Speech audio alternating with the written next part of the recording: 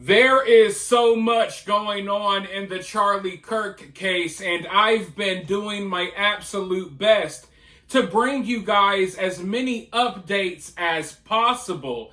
And I am continuing to dig, and the rest of the internet is continuing to dig.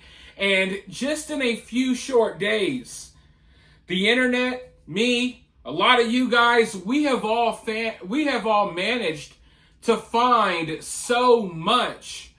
But I can't help but get the feeling that we might be kind of getting ahead of ourselves here. And here's what I mean by that. It's important that we keep finding new information because there's a lot of information out there for us to find. Trust me. I think that we are only at the tip of the iceberg right now, if you want me to be honest with you all. I know that we have found a lot, but there's a lot more to find out. Okay, this rabbit hole runs very deep. And I think there's levels to it as well. I think there may be levels to what happened to Charlie. And what I mean by that, I do think Tyler Robinson did this. I do think that Tyler Robinson was in communication with a group of like radical trans people and stuff like that. But there may be stuff going on a deeper level than that as well, on a higher level than that. But I feel like we're kind of getting ahead of ourselves because we're trying to bring as many updates as possible, right? And we're trying to stay on top of this story. We're trying to dig up as much as we can. But in doing so, there's so much stuff that is kind of getting like, I don't know, glossed over. And there's so much stuff that we haven't had a chance to really spend time on. Like if you ask me, there's a lot of things that happened in the seconds and moments after Charlie got hit that we really need to revisit. Because there's a lot of shady things that were going on. I mean, for example, the two other suspects that the FBI brought in. I can't help but feel like there's something weird there.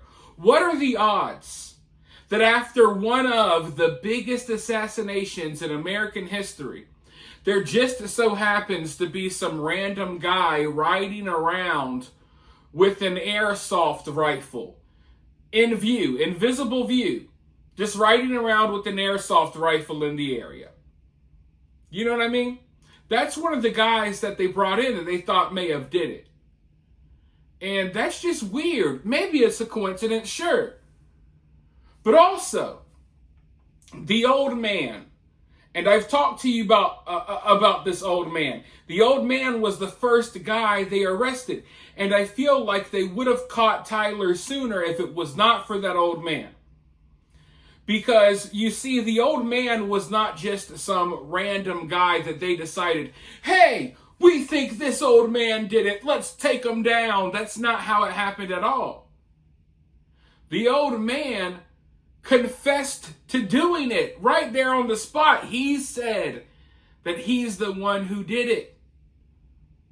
There are eyewitnesses that said that as well. So that's why so much attention was spent on the old man at first. And law enforcement in the area thought that they already got the guy because he made a big stink in the crowd. He made a big scene saying that he did it. And because of that, I think Tyler managed to escape. Now, was Tyler working with these two individuals? I don't know, but that's very, very convenient for Tyler. I think we can all agree that was very convenient for Tyler. And what's also really weird is that this old man was also a witness during 9/11. He was there. He saw the towers collapse. He was a witness of the planes crashing into the buildings. And it just so happens that he was a witness of Charlie getting assassinated. And he's also like made bomb threats at different like races and stuff like that, marathons in Salt Lake City, I think. So the dude's weird. The dude is definitely very sus. So that's just a couple of the things that I think happened kind of early on, even in the moments right after Charlie died. And there's been so much information that came out since then that we haven't really had the time to really properly look into a lot of the things that happened, right there on day one. But Kash Patel, the FBI director, he was doing interviews earlier today at the time of this recording. I guess it was yesterday by the time you're watching this.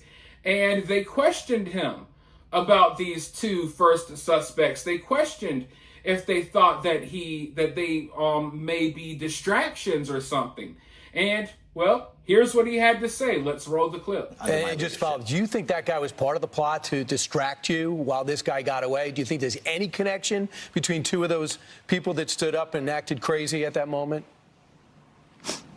Well, as it's now been publicly reported, some of these people were taking claims for this horrific act of violence, and they had nothing to do with it. Others were working what we call a daisy chain analysis, and this is where the cell phone data dumps are so important. We're seeing who talked to who, not just in chat groups. We're seeing who texted who was around who. We're using our geofencing capabilities to map out exactly where individuals were, and then we're also getting into their personal cell phone information to say, were you calling so-and-so? Were you texting so-and-so? And we know the suspect was communicating with folks, but as I've said, that cell phone tower information, you got to get it the right way, with search warrants, with lawful authority, so that our prosecutors can use it in court for whatever investigations they decide to prosecute. So he said some of these people took claims for this horrific act. Some of these people claimed that they did it. What does he mean, some of these people, though? I know for a fact that the old man claimed that he was the one who did it. I know that the old man, came out and said that. But were there other people as well? It sounds like there may have been other people. I haven't heard that there were other people, but it sounds like Kash may know of other people who had said something as well. Now, as far as the cell phone pings and stuff like that, all of the data they got from the cell phone towers, I put out a video over on my second channel, Fat and Opinionated.